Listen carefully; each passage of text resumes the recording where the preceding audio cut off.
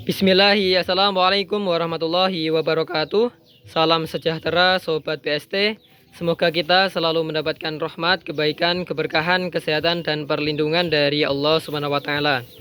Pada video kali ini saya akan membahas mengenai kesalahan peternak ketika sapinya bunting. Karena ketika kita lalai dalam merawat sapi yang sedang bunting akan menjadi dampak negatif, seperti sapi mengalami ambruk, sapi mengalami broyongan, atau bahkan sapi mengalami keguguran Sobat BST.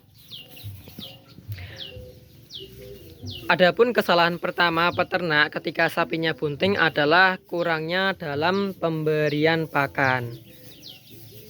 Jadi untuk asupan pakan dari kuantitas dan kualitasnya itu kurang.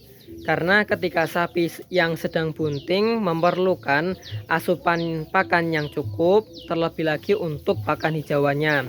Perlu asupan nutrisi yang cukup agar nantinya pertumbuhan pedet di kandungan itu bisa bagus, bisa normal, dan tidak menjadi masalah serius pada indukan atau sapi yang sedang bunting Sobat BST. Dan pengalaman tetangga saya kemarin adalah ketika sapinya itu bunting dan sapinya mengalami prolaps vagina. Prolaps vagina itu kita bisa menyebutnya terongan, dan ada orang itu yang juga menyebutnya dengan istilah broyongan. Jadi ketika sapinya bunting dan mengalami masalah pada prolaps, itu untuk pakannya dibatasi, dikurangi, dan kualitasnya juga kurang bagus. Akhirnya sapi yang sedang bunting itu kurus kering, dan ketika melahirkan pedetnya tidak tertolong Sobat BST. Jadi asupan pakan yang cukup, terlebih untuk pakan hijauan, asupan nutrisi ini sangat diperlukan bagi sapi yang sedang bunting. Jadi selaku peternak sapi kita perlu memberikan pakan hijauan yang cukup, memberikan pakan yang berkualitas. Misalnya ketika untuk pakan hijauan kita tidak bisa memenuhi, kita perlu memberikan pakan tambahan, bisa dalam bentuk komboran atau dalam bentuk konsentrat Sobat BST. Dan untuk sapi yang kekurangan pakan itu kita bisa lihat dari posturnya atau dari badannya.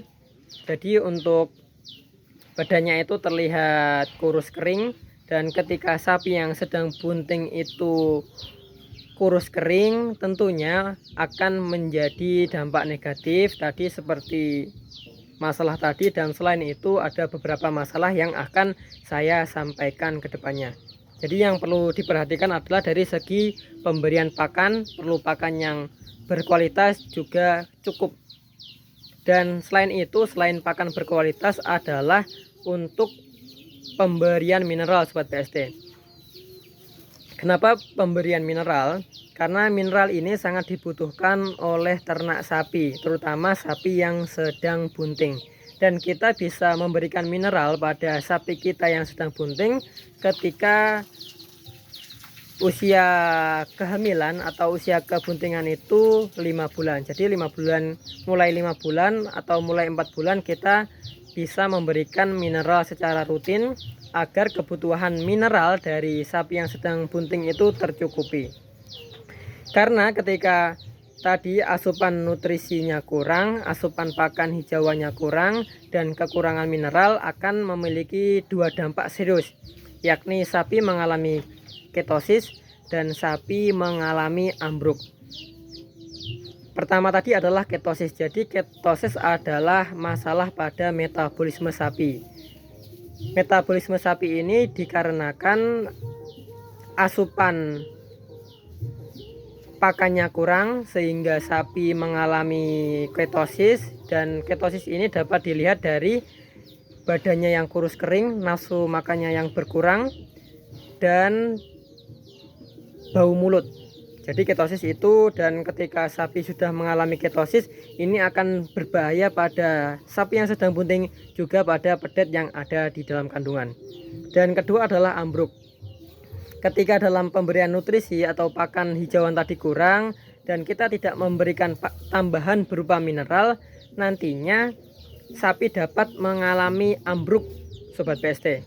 Kenapa demikian? Karena ketika tadi untuk pakan hijauan nutrisi itu kurang, dan untuk penyimpanan kalsium dan magneum sapi itu berada pada kakinya, sehingga ketika dari asupan pakannya kurang, nanti akan mengambil ketersediaan yang ada dalam tulang panjang yang ada di kakinya, sehingga sapi mengalami ambruk sobat BST.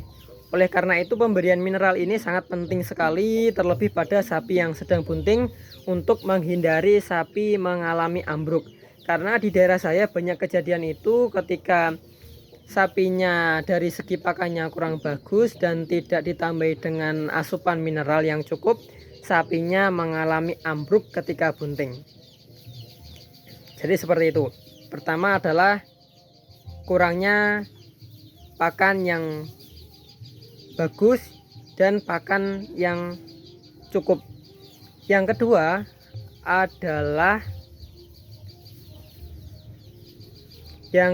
adalah seringkali memberikan jamu atau empon-empon. Kenapa kita tidak boleh memberikan jamu, empon-empon atau obat-obatan yang berlebih? Karena pada empon-empon atau pada jamu, terlebih untuk obat-obatan itu, dapat mengakibatkan sapi mengalami keguguran. Terlebih lagi kita tidak memahami terhadap penggunaan obat-obat yang semestinya. Contohnya adalah ketika sapi bunting, kita nggak tahu bahwasanya ketika sapi bunting itu tidak boleh dikasih obat cacing. Kita justru memberikan obat cacing, dan ketika hal tersebut terjadi, kita asal-asalan dalam penggunaan obat, asal-asalan atau seringkali menggunakan jamu atau empon-empon, dapat mengakibatkan sapinya mengalami keguguran sobat BST. Dan tentu sangat disayangkan sekali, kita sudah menunggu lama, kita sudah merawat lama, sudah bunting, tapi ketika sapi bunting kita justru lalai, akan memiliki dampak buruk. Contohnya adalah sapi mengalami keguguran sobat BST. Itu yang kedua. Dan yang ketiga adalah kebersihan kandang. Jadi ketika sapi kita sedang bunting itu, untuk kebersihan kandang harus kita perhatikan. Kenapa demikian? Karena ketika kandang kotor, sapinya kotor, dapat menyebabkan sapi stres, dan ketika sapi stres, nantinya untuk nafsu makan akan turun, akan berkurang, bahkan sapi rawan terkena penyakit.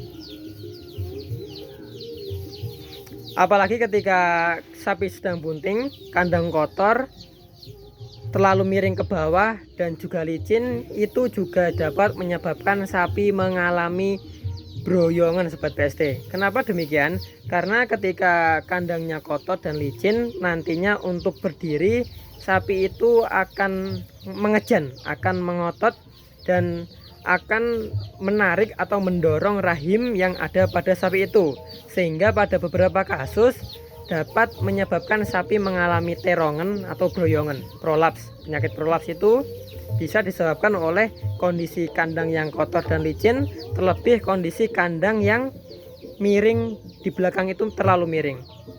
Jadi hal-hal tersebut harus kita perhatikan sekali sobat BST, bahwa 3 kesalahan tersebut dapat menimbulkan hal-hal yang tidak kita inginkan.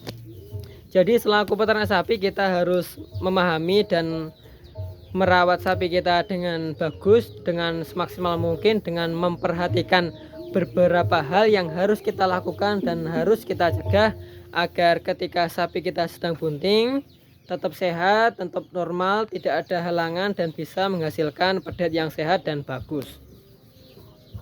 Jadi itu tadi untuk pembahasan kita kali ini. Ada 3 kesalahan, yakni dari asupan pakan, dari kuantitas dan kualitasnya kurang.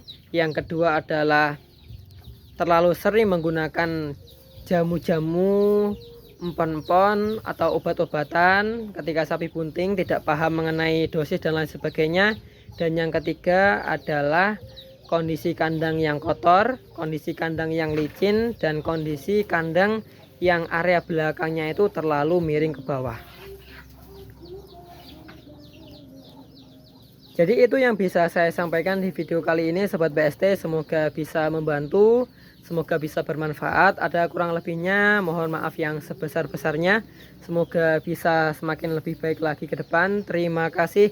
Wassalamualaikum warahmatullahi wabarakatuh.